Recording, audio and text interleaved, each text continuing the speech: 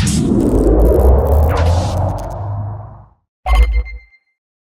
guys, what's up? Chaps here. The competitive warm-up playlist just went offline this week, so I figured I'd give some of my thoughts on it. And I haven't worn this Tac-Com jersey in a while, so I figured I'd bust it out too. So for those who aren't aware, the playlist took some of our favorite core game modes and put them into a rolling lobby style thing with the competitive weapon tuning. So let me start off by just saying it was a ton of fun. I really enjoyed it. I'm sort of sad to see it go, but the Nasher was still kind of inconsistent. Hopefully in the upcoming title update, though, with the Nasher change they're making, it's going to fix that. From a balance perspective, though, it was a lot of fun. It wouldn't be a Chaps video without me pointing out some of the negatives in it, though, would it? This playlist wasn't really handled the best in my opinion.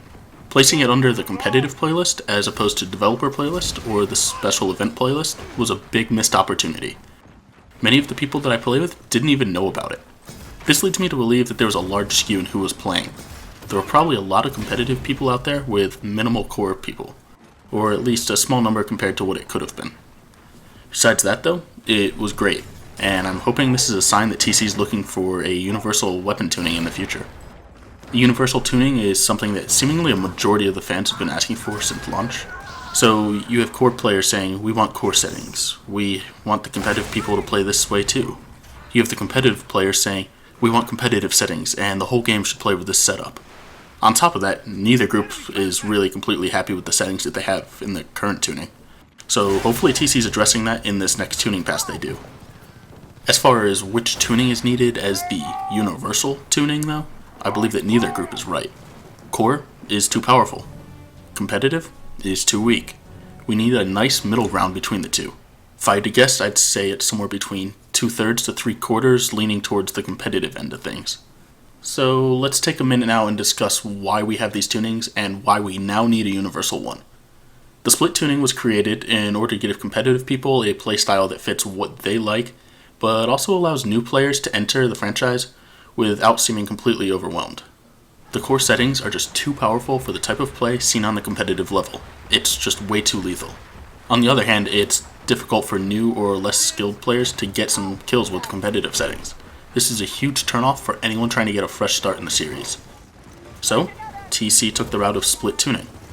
While I don't agree with this choice, what's done is done, we can't go back in time now. What we can do is look to the future, and what the future needs is a universal weapon tuning. All of the arguments from the past still hold true. It's annoying for people who want to change modes, it further splits the already split player base and community, it makes it harder for people who want to get involved in esports, and overall, it just sucks having a split. So here's where I see the main difference moving forward. We're past the initial hurdle of getting new players. I've got to imagine that there aren't that many new players coming in weekly now. We no longer need to have this special tuning set that caters to that crowd. So that means that we can tone down the lethality of the weapons a little bit. But probably not to the point of the competitive playlist right now. Competitive players, I'm sorry. While your tuning is more fun to us hardcore fans, there's still work to be done to make it even more fun. That means upping the damage a little bit. Not to the extent of core, but it does need to be buffed a little bit. We need to create an environment that's fun overall, and 99% of the players out there aren't playing competitively. I could go on and on about this forever, and if anyone wants to discuss it with me, I'm more than happy to talk.